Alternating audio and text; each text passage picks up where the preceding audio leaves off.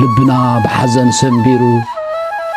ቀልብና ባህሪሩ እንብሎን እንገብሮን እንሕዞን እንጭብጦን ጠፍአና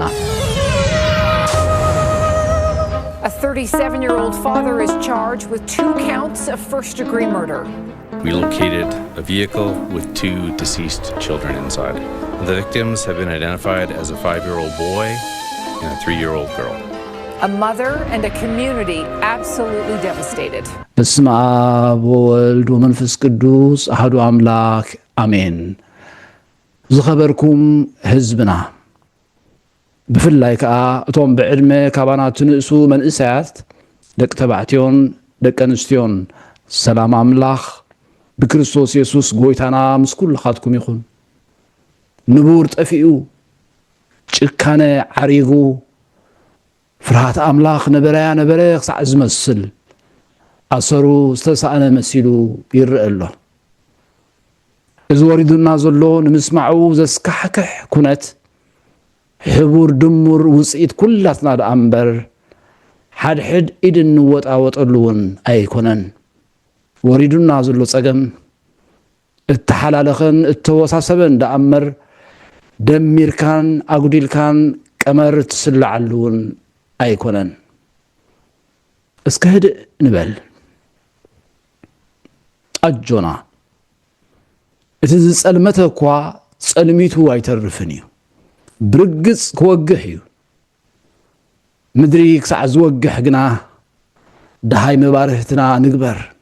በብ ዘለናዮ ቀንዴልና ነብርህ ኣጆኻ ኣጆኺ ንበሃል። ጸገም ሓላፋ እዩ። ብድሆ ተሰዓራ እዩ። ምስቲ ዘይሓድገናን ዘይጥንጥነናን ኣምላኽ ኣቦታትና ኮይንና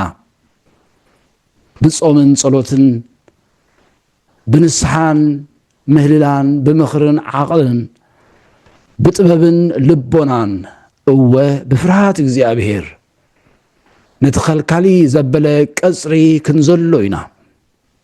ዓጋሲ ዘበለ ባሕሪ እውን ክንሰግሮ ኢና። ሓንትስ ገዛ ርእስና ደኣ ንስዕረት ኣሕሊፍና ኣይንሃብ። ሓንትስ ኣይንስነፍ ኣይንሰነፍ ከዓ ኣጆም ኣጆና ተስፋና ኣብ ኣምላኽ ንግበር። ኣብ ክንዲ ነቲ ወሪዱ ዘሎ ጸገም እናጓሃሃርና ናብ ዘየድሊ ምትፍናን ናብ ተስፋ ምቑራፅን ምሕላልን እንኸይድ ክንገብሮ ናብ እንኽእል ሓሲብና ነቲ ካብ ንቡር ሓኪሉ ዘሎ ህይወትና ናብ ንቡር ንምምላሱ ዝከኣለና ንግበር። ሕጂ ኣብዚ ኣነ ንስኻ ንስኺ ሃየ ንበገስ ብርግጽ ተስፋ ኣሎ። ትጽቢትና ከዓ ከንቱ ኣይክኸውንን እዩ። Church members of the Eritrean community wept openly, mourning the loss of the 2 children. Police have been called to the family home 4 times, but no charges were ever laid. Wednesday, the father picked up his kids between 5 and 6 p.m. for a planned trip to the playground. When he failed to return, Mom called the police, who told her her best recourse was through the courts, which is where they found her on Thursday and gave her the news. ሐሙስ 30 ሚያዝያ 2026 ኣብ ጋዜጣ ሓዳስ ኤርትራ ቀሪቡ ካብ ዘሎ ሓደ ተስፋ ዘስንቕ ጸብጻብ ክጠቅስ 29 ጥሪ 2026 ሳዕ 7 ፈረቓ ናይ ምሸት ኣብ መንጎ ዓዲ ጓዕዳድን ዓዲ ቀን ዘሎ ናይ 50 ሜትሮ ጽርግያ ኣቶ ሓድጉ ዕቑባ ማርያም ነቶም ብብሽክሌታ ናብ ዓዶም ዓዲ ንኣምን ዝጓዓዙ ዝነበሩ መንእሰይ ቀሽመርሃዊ ኣሮን ብመኪና ገጭዮም ሞት ዘብጽሐ ሓደጋ ኣውረድሎም። ክልቲኦም ስድራ ቤታት ነቲ ዝተፈጸመ ሞት ዘስዓበ ሓደጋ መዕለቢ ንምግባር ብ21 ሚያዝያ 2026 መራሕቲ ሃይማኖት ዓበይቲ ዓድን ቤተሰብ ክልቲኡ ስድራ ቤታትን ኣብ ዝተረኽብሉ ወግዓዊ ናይ ዕርቂ ስነ ስርዓት ፈጺሞም። ኣብቲ መዓልቲ ዕርቂ ኣሕዋት መዋቲ ዝኾኑ ቀሺ ተመስገን ኣሮን፣ ኣቶ ተኽለ ሃይማኖት ኣሮንን ኣቶ መልኣከ ኣሮንን ከምዚ ኢሎም ልቢ ሰብን እዝግን ኣረስረሱ። ምሕረት ምግባር ኣሽንኳይ ንፈጻሚ ገበን ንሰማዒኡ ከይተረፈ እዩ ባህታን ፍስሓን ዝፈጥር። ኣምላኽ እውን ምሕረት ክንገብርን ክንዕረቕን እዩ ዝእዝዘና። ሕጂ ኸኣ ሓውና ቀሺ መርሃዊ ክቕተል ኣቶ ሓድጉ ዖባ ማርያም ድማ ክቐትል ኣይወፈሩን ፍቓድ ኣምላኽ ክስገር ስለ ዘይኽእል ሓደጋ ኣጋጢሞዎም ንስኻትኩም ከዓ ካብታ ቀሺ መርሃዊ ዝሞተላ ኣትሒዝኩም ክሳብ ዝዓለት እዚኣ ካባና ከይተፈለኹም ብግቡእ ስለ ዝደበስኩምና የቐኒየልና ዘረኣኹምና ሕያውነትን ገጽን ደቢሱና እዩ ካብዚ ዝገበርክምዎ ዝዓቢ ደበስን ምጉያይን የለን ገንዘብ ዝገብረልካ የብሉን ሕልናዊ ሩፍታን ደበስን ከምጻልካ እውን ኣይኽእልን ካብ ገንዘብ ግን ፍቕርን ምሕረትን ይዓቢ ምሉእ ጽንዓት እውን ይሃበና በዓልቲ ቤት መዋቲ ወይዘሮ ሃና ሃብተ ገርግስ ድማ ምሕረት መወዳድርቲ ስለ ዘይብላ ኣብቲ እዞም ስድራና ዝበልዎ ዝውስኾ ወይ ዘጉድሎ የብለይን ልክዕ እዩ በዓል ቤተይ ተፈልዩኒ እዩ ምስ ደቀይን ስድራ ቤተይን ቤተሰበይን መሪር ሓዘን እዩ ተሰሚዑና እንተኾነ ንብልሕሪ ሕጂ ፍቕርን ሓጎስን ስለ ዝደለኹ ደቀይ እውን ዓብዮም ኣብ ዝብጻሕ ክበጽሑለይ ስለ ዝደሊ ምስ ደቀይን ስድራ ቤተይን ምሕረት ኣዚዝና ኣሎና ክትብል ንሳውን ልቢ ሰብን እዝግን ኣረስረሰት በኽሪ ጓሉ ንመዋቲ ወይዘሮ ሊድያ ቀሺ መርሃዊ እውን ባባ ክቕተል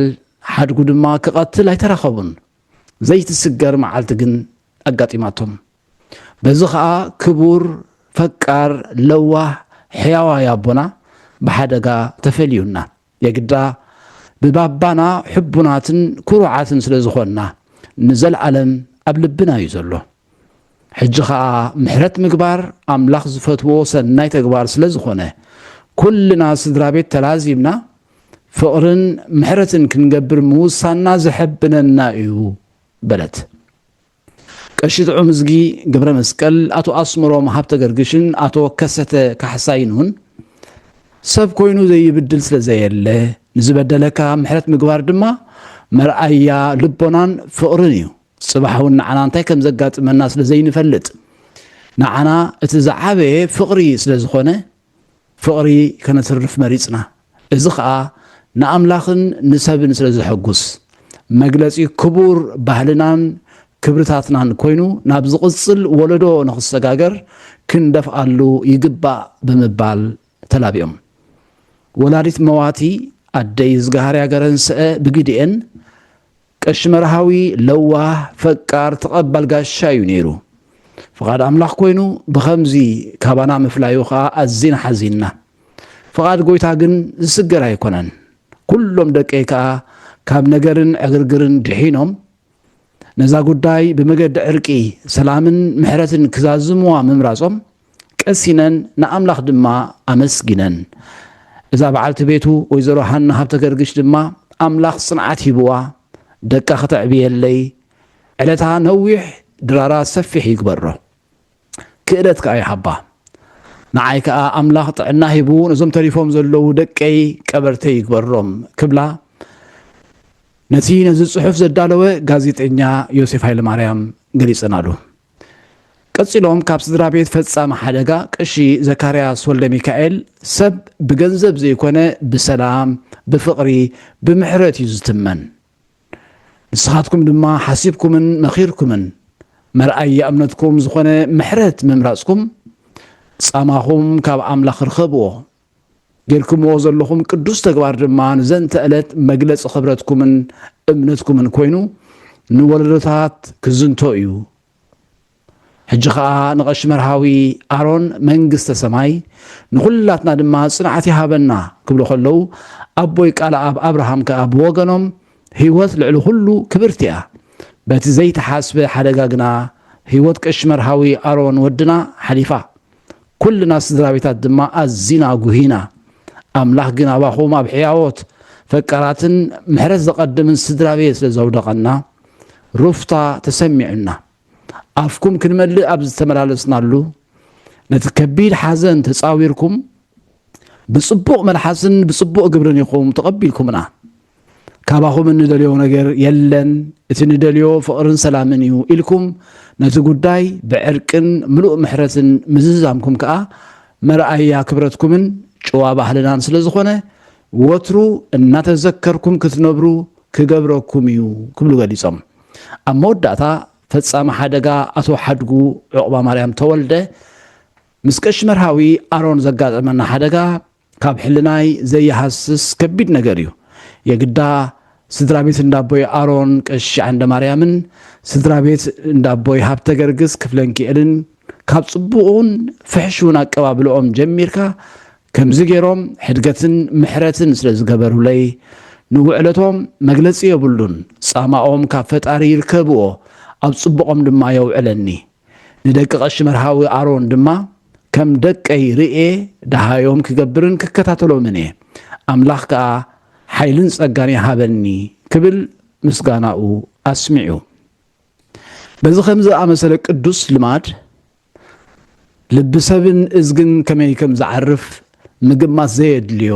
ግሉጽ እዩ ናብዚ ንመለስ ንቡራ ይጥፋእ ንፋቐር ንተሓላለ ይህን ምሂን ንበሃሃል እንተተመለስናስ ብርግጽ እግዚአብሔር ክምለሰና እዩ እንተቐረብናዮ ንሱን ኣዝዩ ቀረባና እዩ ንገዛ ርእስና ንብሩህ መጻኢ ደቅና ብህድኣት ብፍቕርን ስኒትን ክንነብር ኣጆኺ ንበሃሃል መዓልካ ሓደርካ ኣይንሕደግ ፍቕሪ ብዘይግብዝና ትኹን ንኽፍኣት ፈንፍንዎ ኣብ ሰናይ ልገቡ ንሓድሕድኩም ብምክብባር እናተቐዳደምኩም ብፍቕሪ ኣሕዋት ንሓድሕድኩም ብለውሃት ተፋቐሩ ንምትጋሃይ ትተሃከዩ ብመንፈስ ተቓጸሉ ንእግዚአብሔር ኣገልግሉ ብተስፋ ተሓጐሱ ብጸበባ ተዓገሱ ጸሎት ኣዘውትሩ ነቲ ኣብ ቅድሚ ኩሉ ሰብ ጽቡቕ ዝኸውን ደኣ ሕሰቡ እምበር ንሓደ እኳ ክፉእ ኣብ ክንዲ ክፉእ ኣይትፍደይዎ ዝከኣል እንተኾይኑስ ብኣኻትኩም ዝመፀ ምስ ኩሉ ሰብ ብሰላም ንበሩ ፍቁራተይ ምፍዳይ ሕነ ናተይ እዩ ኣነ ክፈድዮ እየ ይብል እግዚኣብሔር ጽሑፍ እዩ እሞ ነቲ መዓትሲ ስፍራ ሕደግሉ እምበር ባዕላትኩም ሕነ ኣይትፍደዩ ኣጆኹም ኣጆና ብርግጽ ኣብ እግዚኣብሔር ተስፋ ኣሎ ብርግጽ ካብ ውድቀት ብድድ ክንብል ይከኣል እዩ ብርግጽ ብዓወት ብጽድቂ ብፍቕርን ስምምዕን ክንነብር ይከኣል እዩ ይቕረ ንበሃሃል እቲ ኣብ ጥቓና ዘሎ ብምስልን መልክዕን ኣምላኽ ተፈጥረ ኣዝዩ ክቡር ፍጥረት እዩ እወ ህፃናት ደቅና ካብ እግዚኣብሔር ብሓደራ እተዋህቡና እግዚአብሔር ከም ብሌና ዓይኑ ዝርእዮምን ዝከናኸኖምን ኣዝዮም ክቡራትን ፍቁራትን ፍጡራት እዮም ልዕሌና ንዕኡ ይብጽሕዎ ናቱ እዮም ክብርና ንፍለጥ ክብሪ ሰብ ይረዳእና ነፍሲ ወከፍና ኣበዒንቲ እግዚአብሔር ኣዝና ክቡራት ኢና እሞ ንከባበር ንተሓላለ ንፋቐር ዘመን ክምለስ እዩ እግዚአብሔር ክረዲ እዩ ኣጆኹም እግዚአብሔር ይባረኽኩምን ይሓልኹምን እግዚአብሔር ገጹ የብርሃልኩም ጸጋኻ ይሃብኩም እግዚአብሔር ገጹ ይምለሰልኩም ሰላም ድማ ይሃብኩም በስመ አብ ወወልድ ወመንፈስ ቅዱስ አሐዱ አምላክ አሜን